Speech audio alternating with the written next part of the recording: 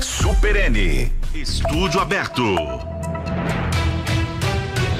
Chegou a hora do nosso estúdio aberto e você pode enviar a sua mensagem para o nosso WhatsApp 988-100-917. O DDD de Belo Horizonte é o 31. Você pode enviar a sua mensagem também lá no chat. Outra forma de você participar aqui da nossa conversa, se você não anotou o número aí do nosso WhatsApp, é escanear o QR Code que aparece aí na tela da live e aí você vai ser trazido aqui para nossa conversa. Eu já começo aqui o nosso estúdio aberto com a mensagem da nossa ouvinte assídua, Márcia Fernandes, dizendo o seguinte: boa noite, Super N, segunda edição. Luciano Moreira, você já percebeu que eu sou ouvinte do bom e velho rádio, não uso fone de ouvido, ouço o meu radinho aqui ao pé do ouvido sem incomodar ninguém. E ela fala: a turma ouve música com fone de ouvido e nos incomoda. Imagina o tímpano desse sujeito. A mensagem aqui da nossa ouvinte Márcia Fernandes. E o nosso ouvinte Geraldo, lá em Santa Bárbara, sempre acompanhando também, dizendo que ele tá sempre ligado lá em Brumal, em Santa Bárbara, falou que já ouviu muito rock and roll, mas nunca com fone de ouvido. Tudo de bom para vocês. Por que eu tô registrando os nossos ouvintes aqui sobre esse assunto? Porque um estudo publicado recentemente na revista científica BMJ Global Health estima que mais de 1 bilhão de adolescentes e jovens em todo o mundo correm o risco de sofrer perda auditiva por causa dessas práticas de ouvir fone frequentemente e com volume alto. De acordo com o estúdio, existe uma necessidade urgente de se priorizar políticas focadas em medidas preventivas da saúde auditiva. A publicação analisou dados de 33 artigos que foram revisados por pares, publicados em inglês, espanhol, francês e russo entre 2000 e 2021, abrangendo quase 20 mil participantes com idades entre 12 e 34 anos de 20 países. Sobre esse assunto, eu vou conversar aqui agora no estúdio aberto com o médico Eduardo Grossi, que é otorrinolaringologista e que é também um médico da Unimed BH. Doutor, muito obrigado pela gentileza de aceitar Eduardo Rossi tá aqui conosco, médico otorrinolaringologista, cooperado da Unimed BH, que vai participar conosco para falar desse assunto. Muito obrigado pela sua disponibilidade em nos atender aqui no Super N, segunda edição. Boa noite, Luciano, boa noite, ouvintes. Estou à disposição para a gente poder começar a conversar e bater um papo aí sobre a perda auditiva induzida pelo ruído, né? A gente tem acompanhado isso com muita frequência, é uma cena frequente, né, doutor? Muita gente com o celular ou até ali no notebook, no computador, com fone no ouvido, mas as pessoas muitas vezes não percebem o volume, né, o que estão ali acompanhando aquela atividade que estão fazendo. Muitas vezes estão fazendo alguma atividade ouvindo música e se distraem com esse volume. Esse é que é o grande perigo, ou esse é um dos grandes perigos, doutor? Exatamente, então assim, é bom a gente enfatizar e já esclarecer que o problema e o vilão não é o fone de ouvido, mas sim a intensidade do som que se escuta. E essa intensidade sonora, quando muito alta e quando realizada por um longo período, isso é variável, ela pode levar a uma perda auditiva que a gente chama induzida pelo ruído, ou seja, induzida pelo som. Essa perda auditiva ela pode acontecer quando o indivíduo escuta música, som em um fone de ouvido, mas ela também pode pode acontecer quando o indivíduo está com um radinho do lado da orelha, quando ele vai a uma festa, ele liga um som em um carro e fica muito próximo àquela fonte sonora. Então ela pode acontecer independente da fonte sonora, o que a causa é a intensidade e o tempo de exposição. Uhum. O senhor falou do tempo de exposição, né? A pessoa, por exemplo, que utiliza um fone de ouvido com muita frequência e num volume alto, o que a gente tem em média de frequência para aquilo já começar a afetar a audição, hein, doutor? Então eu vou dar um exemplo prático aqui, que é um exemplo que é utilizado em empresas, porque uma das principais causas antes desse uso de, vamos colocar, recreacional do som, era muito em empresa mineradora, que seja com ruído. Uma intensidade, por exemplo, de 85 decibéis, Um indivíduo que esteja exposto a essa intensidade por 8 horas diárias, sem proteção, ele está predisposto, ele pode desenvolver uma perda auditiva. Isso por, assim, longos anos, 6 anos, 8 anos.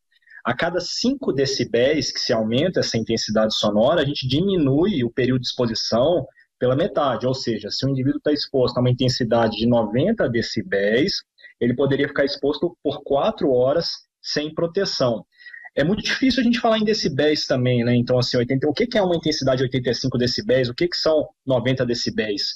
Hoje em dia, os próprios aparelhos celulares, eles têm um programinha que se baixa, que pode ser o decibelímetro, que a gente consegue até medir essa intensidade sonora. Uhum. Agora, doutor, na prática do senhor aí no dia a dia, o senhor tem acompanhado realmente muitos casos ou alguns casos relacionados a isso, a essa frequência da utilização do fone de ouvido, dessa exposição em um volume muito alto, e como é que as pessoas reagem quando o senhor fala, olha, vai ter que dar uma maneirada nesse período de exposição e também no volume, hein, doutor? Não, isso tem acontecido. A prática, principalmente em Belo Horizonte, ela é mais devida ao ruído ocupacional, ou seja, ao som das empresas. Mas o ruído recreacional, ele já existe. Por exemplo, DJs, ou até gente que toca em banda por motivo de atividade lúdica. Então, isso já vem acontecendo também, algo que não acontecia tanto antes. Talvez justamente pelo uso do fone e pelo, vamos colocar, democratização de celular, de aparelhos de som, então isso possivelmente aconteceu mesmo. Como é que faz para minimizar isso nesses casos, hein, doutor, que o senhor destacou aí? Por exemplo, um DJ que tá tocando numa festa, tá ali com fone, né? E além do som que ele precisa ouvir, que ele vai colocar na pista, ainda tem o barulho do entorno, assim como alguém que toca em uma banda, seja profissionalmente ou seja de forma recreativa. Como é que se faz para minimizar esse impacto?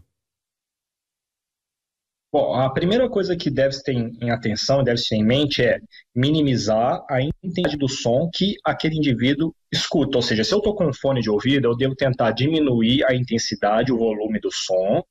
Se porventura eu não posso diminuir esse volume do som, eu vou tentar minimizar o período, o tempo que eu fico exposto àquele som.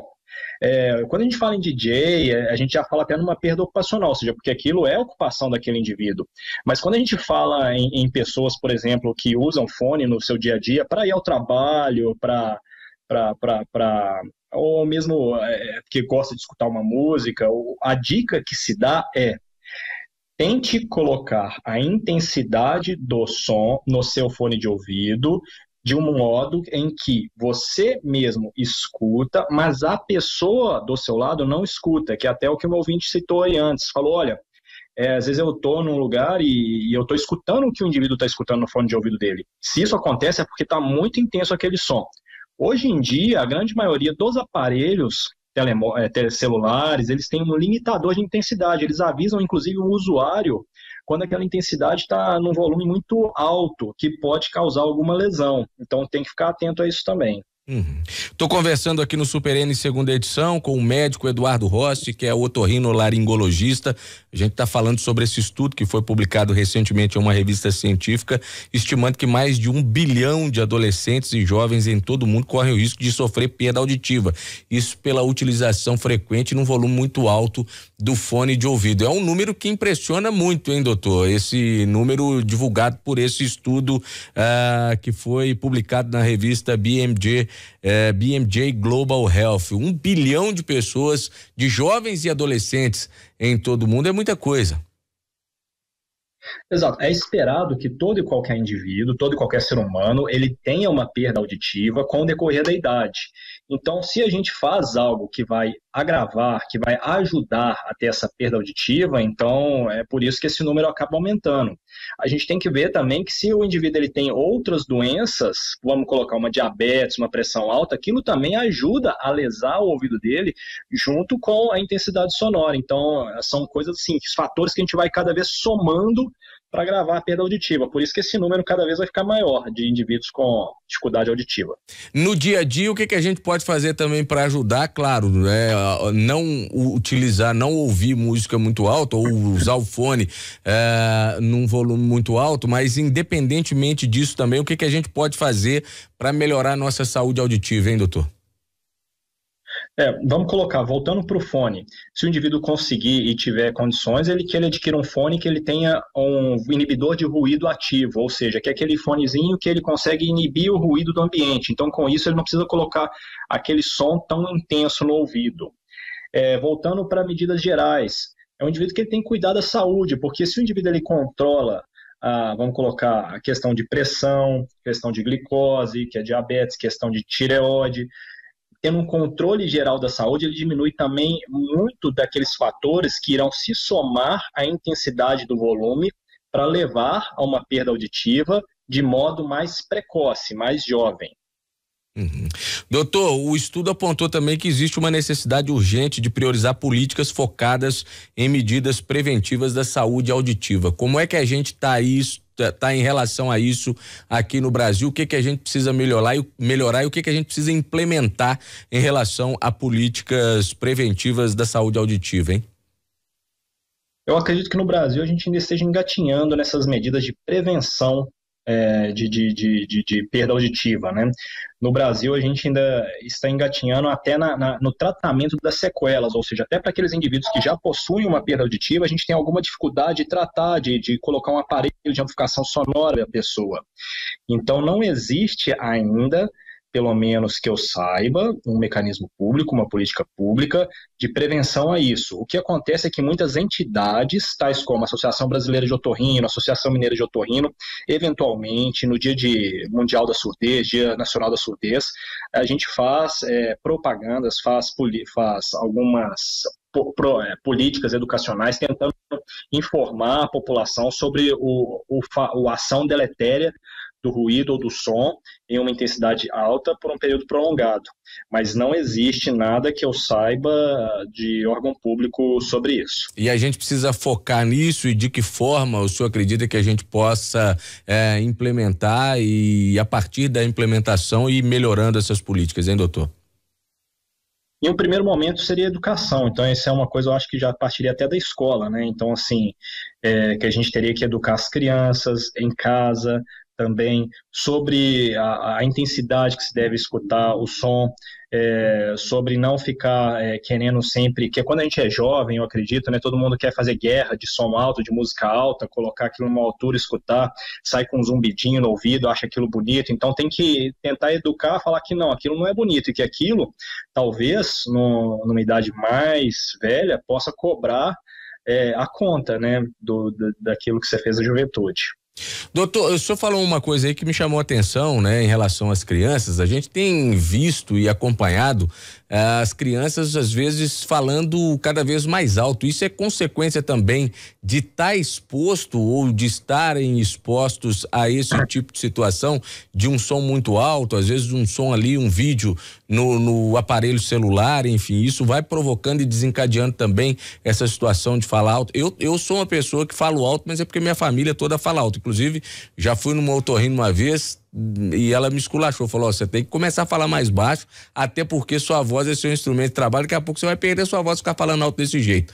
Mas é de família e todo mundo fala alto em casa. Mas a gente tem percebido às vezes as crianças falando muito alto, e isso pode ser também uma consequência, um efeito dessa exposição? Não, em teoria não. A criança dificilmente ela vai ficar utilizando o fone de ouvido, vai ficar exposta a som muito intenso, né? Então é bem provável que não. Mas aquela criança que fala alto, ela demanda sim uma atenção, ela demanda que seja avaliada por um otorrino, porque não é normal. Mas como você mesmo disse, Luciano, algumas famílias têm a tendência de fato a falar mais alto. Mas chama a atenção uma criança que fala alto para ela poder ter uma possível perda auditiva, tem que ser investigada. Então, lá em casa, por exemplo, eu já sei que é que é hereditário. Agora, então, quando se tem um caso desse, é preciso investigar. Doutor, muitíssimo obrigado pela gentileza aqui com a Rádio Super. Mais algum detalhe que a gente deixou escapar aqui na entrevista que o senhor gostaria de acrescentar, doutor? Não, eu acredito que não. Acredito que o importante realmente é saber que o som, num volume muito alto, intenso, por período prolongado, ele pode sim levar a perda auditiva, que isso não é brincadeira, e que existem inúmeros outros fatores que vão se somar a isso, tais como as doenças que já existem, que são pressão arterial, diabetes, e que tem que ser cuidadas também em conjunto, e que é esperado que todo ser humano tenha uma perda auditiva quando ficar mais velho, mas que não é esperado isso na juventude e que a gente deve ter sempre uma vida saudável para evitar esse tipo de coisa e ter qualidade de vida, né? Poder viver da melhor modo possível por um período maior. Tá certo, conversei com o Eduardo Rossi, ele que é médico otorrinolaringologista da Unimed BH. Muitíssimo obrigado pela gentileza. Até uma próxima oportunidade, doutor. Obrigado, eu que agradeço. Um abraço. Boa noite, Luciano. Boa noite aos ouvintes. Foi um prazer.